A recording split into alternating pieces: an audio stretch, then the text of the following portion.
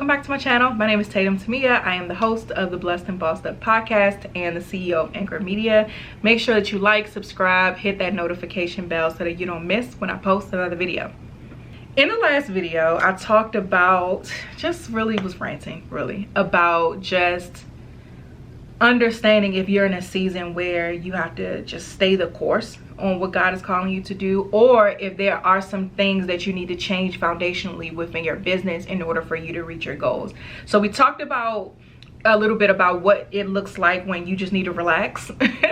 But today I do want to talk about how to know though if you do need to rebrand or fix some things in the foundation of your business. I mentioned it in another video, but if your company is like up and down like this, something is broken in the foundation that is not, the system is broken to where it's not allowing you to be on a clear trajectory upward.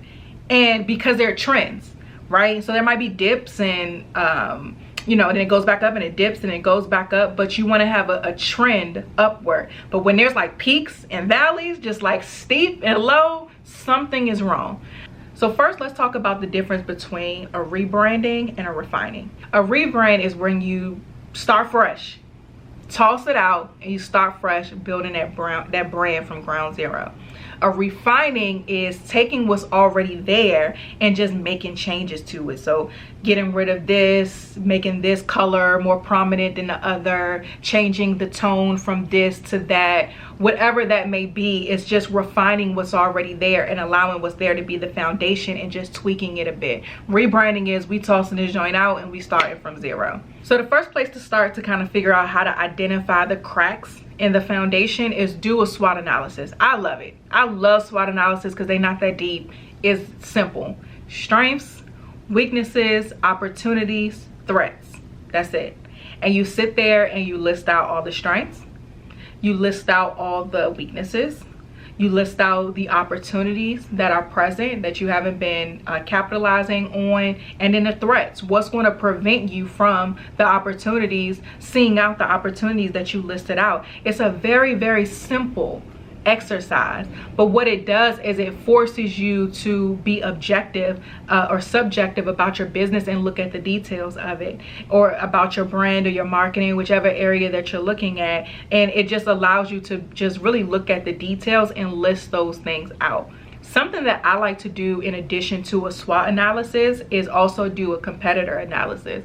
What's out there? So with my podcasters, I always look at what other podcasts are out there that are similar to this show's subject matter. I look at the comments, I go to the social media pages, I see if it's a YouTube channel, I look at the reviews, I look at the comments on social media. What are the current listeners or people who are in this target audience that we share? Where are the gaps that this brand is leaving open that we can capitalize on? So maybe, let's say if you're going back to the business, moving from podcasters to businesses, let's say you sell skincare products and you identify a competitor of yours who also sells skincare products, and you go into the social media comments and you see people are like, oh my gosh, I love the product, I just hate that processing time is 3 weeks, it's taking too long. Your competitive advantage is you figure out a way to cut processing time. So a lot of times audiences will tell you exactly what they need and what the gaps are, and by doing a competitive analysis in addition to the SWOT analysis, that's going to give you a lot of valuable information that can help you make adjustments to the foundations of your business or your brand to be able to see that trend upward that you want to see. Now, if you've done these things and you've decided that, okay, I need to make some changes in my business foundation, I need to change my offerings, I need to change my pricing or any of those things, then go back to your business plan or your marketing plan and make those necessary adjustments. If you find, okay, there's a branding disconnect, so let me throw the branding out because there's something of as far as how I'm presenting myself to my consumer that's not clicking. So let me go back to the drawing board with that. Here's some things to ask yourself to see if that's the way that you should go.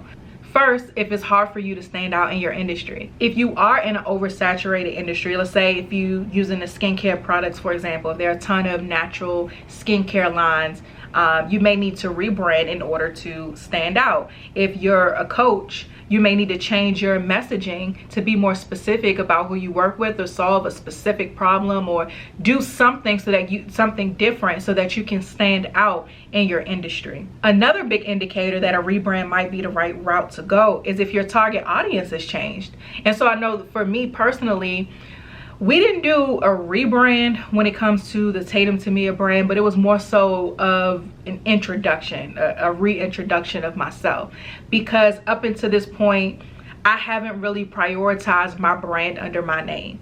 I was more so just the person who ran Anchor Media, or who was the voice behind Blessed and Bossed Up, but I didn't present myself aside from those things in any type of way. And so a lot of the things that I want to do, talking about the executive life, my book, all of these things, I'm now going to have to create a distinct brand to introduce myself and my message to my audience. And so it wasn't a priority to do that before, because the target audiences were the same. But my target audience now for this brand is different than the audience for Anchor Media. It's different than the audience for Blessed and Bossed Up. So now we needed to create a brand to where I'm appealing to the women that I want to appeal to. So the women who wear multiple hats, women who have experienced success in their careers or in business, and they're just trying to create that harmony within their lives. Women of faith who don't want to settle, who want to have the family life, want to have the business.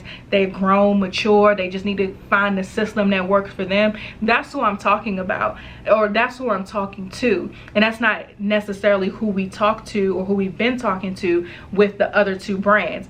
There may be overlap, but we weren't explicitly talking to this particular audience. And so that was an indicator for us. Let's create this brand, be clear, and introduce it so that we're able to reach the people that we want to reach in this space. Your brand expanding is another indicator that you may need a rebrand. So if you primarily have operated, let's say in the US, and now you want to appeal to a global audience, you may need to rebrand. If you're someone who has traditionally in your business spoken to women, and now you want to include both men and women, that's definitely a reason to rebrand, because you may need to take out some of the pink, some of the gender specific language, and really just make it known that this is for both sexes and not just one.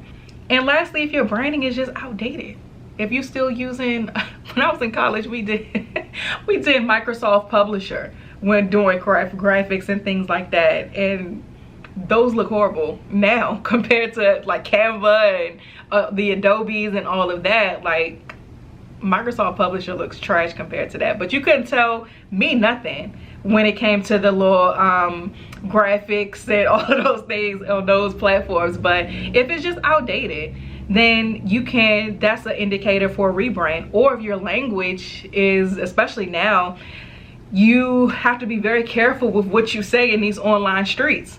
And so if your brand was created at a time where something wasn't offensive and now it is, you probably need a rebrand to show yourself to be a little bit more inclusive. So those are some indicators that you can take heed to and just think about as it relates to if a rebrand is specifically what you need to do. But overall, if your business is very chaotic, something is cracked in the system.